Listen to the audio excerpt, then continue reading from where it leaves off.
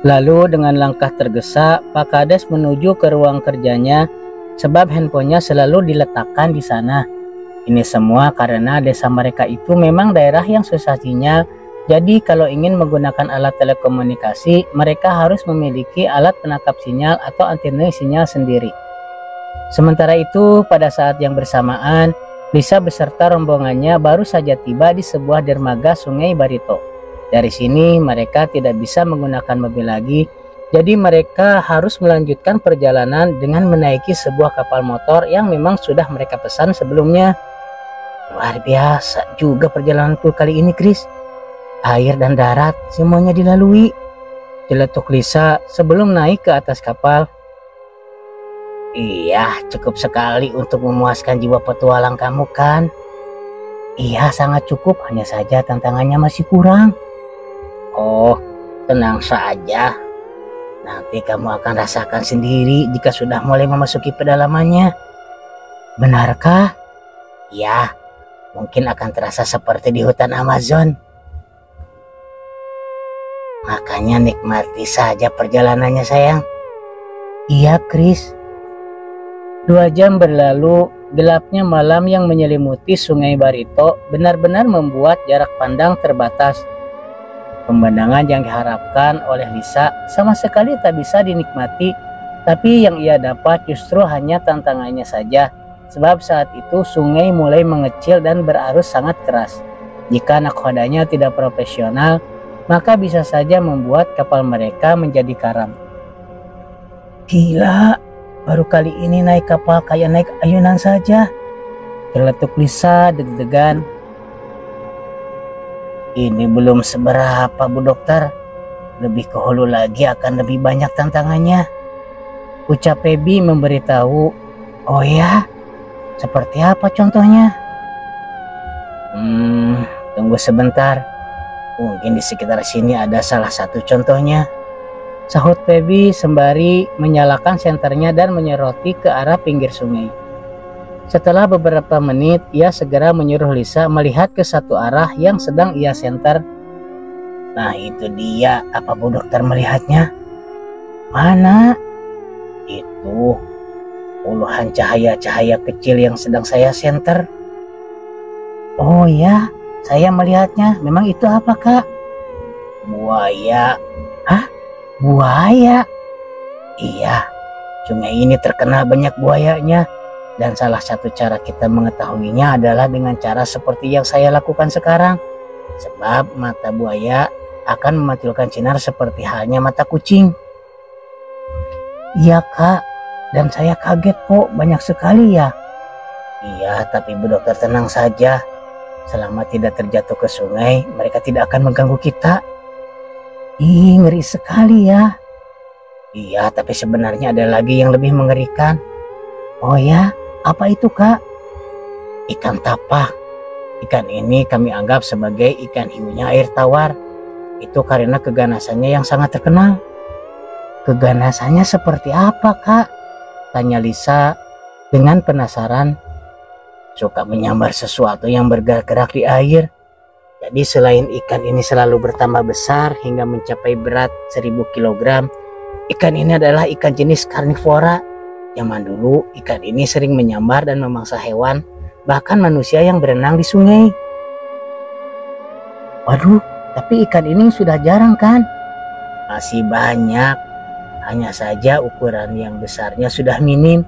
Sebab semakin besar mereka akan semakin tidak menyukai kebisingan. Mereka akan masuk ke sungai-sungai yang jarang dijelajahi manusia. Jujur, Kak, saya baru sekarang mendengar hal ini. Maka ini jadi pengetahuan penting bagi saya. Terima kasih ya, Kak. Iya, sama-sama. Dan saya juga salut dengan Bu Dokter yang masih mau mendengarkan penjelasan dan cerita dari orang desa seperti saya. Pengetahuan itu bisa datang dari mana saja, Kak. Tidak ada kasta atau status sosial untuk membedakannya. Ya, saya setuju dengan Bu Dokter. Dan kalau... Bi, boleh bicara sebentar? Celetuk Rapi tiba-tiba yang membuat Feby segera mengalihkan perhatiannya dari Lisa. Emangnya ada apa, Vi? Tanya Feby dengan heran. Mandauku terasa panas. sahut Rofi sembari menghampiri Feby dan Lisa. Maaf, memangnya kenapa kalau panas, Kak? Tanya Lisa ingin tahu. Entah Bu Dokter mau percaya atau tidak. Yang jelas kalau mando saya panas itu menandakan adanya bahaya di sekitar kita. Sahut Rofi menjelaskan. Oh ya, hebat sekali, sentak Lisa dengan kagum. Saya tidak bermaksud membanggakan mando ini, tapi yang jelas mando ini adalah senjata pusaka keturunan kami. Senjata ini dibuat pada tahun 1890 dan sudah ratusan kali memberikan manfaatnya sebagai senjata. Kalau boleh tahu contohnya apa, Kak? Dulu kakek saya pernah diserang oleh 2 ekor ular kobra sebesar batang pohon pinang. Dia merasa tak akan mampu menghadapinya, dan ketika beliau sudah pasrah, mando ini mendadak melayang sendiri untuk menghabisi ular tersebut. Ini memang terdengar tak masuk akal, tapi kenyataannya memang begitu. Sahut Rofi menjelaskan dengan wajah yang bersungguh-sungguh. Dan setelah mendengar itu, Lisa merasa agak tidak percaya, tapi perasaan itu mampu ia tutupi dengan baik, jadi Rofi maupun Feby tidak merasa tersinggung karenanya. Baiklah, jadi menurut pendapat kamu, bahaya apa yang sedang mengintai kita? Tanya Feby kemudian mengembalikan ke topik awal. Aku masih mencoba menganalisanya, Bi. Sebab menurut suhu panasnya, bahaya yang akan muncul bukan dari dunia sebelah, tapi dari dunia nyata. Kalau begitu kita semua harus waspada, celetuk Feby sembari mempersilahkan Lisa agar masuk ke ruang kemudi, sebab hanya di sanalah tempat paling aman jika ada sesuatu yang terjadi. Sementara itu, pada saat yang bersamaan, warga desa Batuah pun sedang berjaga-jaga juga. Ternyata mereka baru saja dihebohkan oleh teriakan salah satu warga yang hewan ternaknya kembali menjadi korban. Sontak kali ini membuat Pak Kades, Pak RT, dan beberapa warga yang cukup pemberani jadi berhamburan mencari pelakunya, yang tak lain adalah makhluk misterius itu. Ini benar-benar mengherankan. Satupun dari kita tak ada yang berhasil menemukan jejaknya. Padahal jumlah kita ini tidak sedikit, ucap Pak Kades dengan penuh emosi saat tak berhasil menemukan sasaran mereka.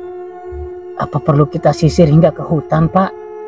Tanya salah seorang warga yang kelihatannya lebih pemberani lagi. Tidak perlu. Takutnya kita bukan menemukan makhluk yang kita cari, tapi malah ketemu bahaya yang lain.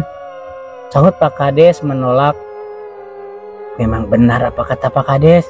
Hutan kita masih banyak hewan-hewan buatnya. Salah-salah kita bisa celaka. Timpal Pak RT menegaskan. Baiklah kalau begitu, apa yang harus kita lakukan selanjutnya, Pak? Tanya para warga bersamaan. Untuk malam ini, bagi yang sedang bertugas ronda, saya harap tetap jalankan tugasnya. Dan sementara itu malam ini, saya dan beberapa aparat desa akan rapat singkat di balai desa. Sahut Pak Kades menjelaskan. Baik, Pak. Kami setuju. Bagus kalau begitu. Mari kita berdoa untuk keselamatan kita semua. Baik, Pak. Kemudian karena merasa sudah tak ada yang bisa dilakukan lagi, akhirnya warga pun dibubarkan, dan selain itu para warga juga dihimbaukan untuk tidak keluar rumah jika dalam keadaan yang tak benar-benar genting. Dan untuk si warga yang ternaknya mati tadi, ia dihimbau agar mengurus jasad ternaknya besok pagi saja, sebab dinilai cukup berisiko bila dikerjakan di malam hari. Jarum jam tepat menunjukkan pukul 9 malam. Hawa dingin tentu saja semakin terasa menusuk tulang. Namun walau begitu, Rofi dan Feby tetap berdiri kokoh di anjungan kapal. Mereka berdua sekarang tidak sedang sok hebat atau pamer kekuatan, tapi mereka berdua kini telah menjadi benteng perjalanan bagi semua anggota rombongan.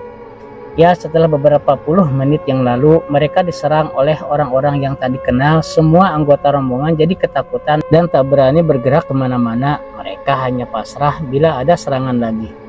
Dan adapun jika berbicara mengenai serangan, sebenarnya serangan ini bukanlah dari perompak atau orang-orang jahat, tapi berasal dari sebuah suku pedalaman yang sedang berburu. Mereka terkenal dengan suku yang tidak suka bertemu dengan orang-orang asing.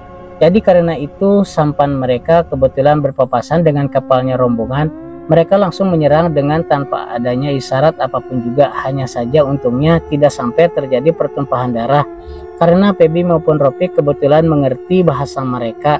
Apalagi saat itu pemimpin mereka melihat adanya mandau di tangan Ropi maupun Feby.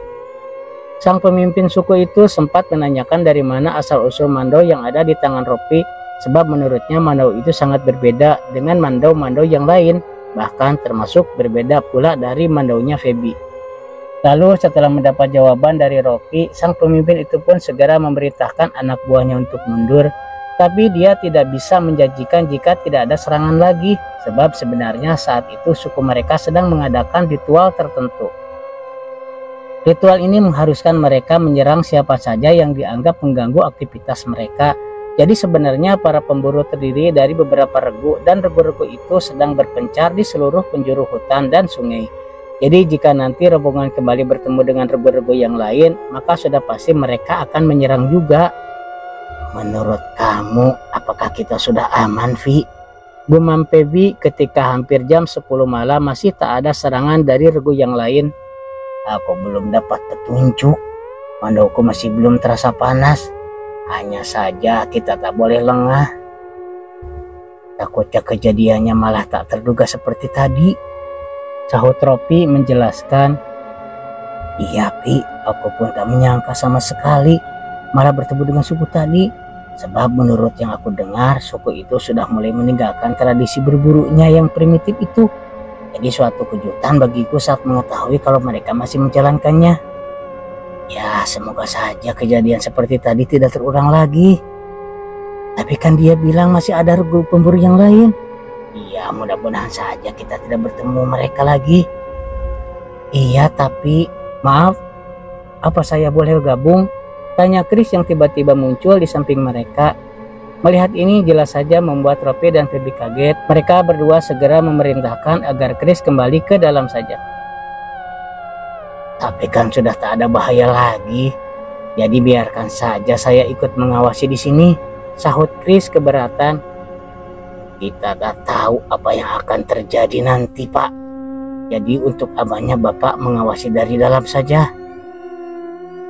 Jadi kalian meragukan saya? Maaf, bukannya begitu, Pak. Tapi memang tugas kami untuk mengawal kalian. Jadi kalau misalnya ada apa-apa dengan salah satu dari kalian, maka kami akan merasa bersalah. Itu sama saja kalian tidak percaya dengan kemampuan saya. Sekali lagi bukan begitu maksud kami, Pak. Dengar ya. Saya sudah 5 tahun tinggal di Kalimantan ini. Sudah banyak orang-orang yang lebih hebat dari kalian yang sudah saya kenal. Jadi sudah banyak pula yang saya pelajari dari mereka. Dan selain itu, Dr. Lisa adalah kekasih saya. Jadi sudah kewajiban saya juga untuk melindunginya. Paham? Paham. Kami sangat paham, Pak. Namun, lain lubuk, lain juga ikannya, Pak. Jadi artinya lain daerah, lain pula keadaannya. Ini adalah daerah kami. Ada banyak hal yang tak akan Anda sangka-sangka yang bisa terjadi kapan saja. Semuanya sama saja kok. Tidak, Pak. Kalimantan itu luas dan banyak sukunya.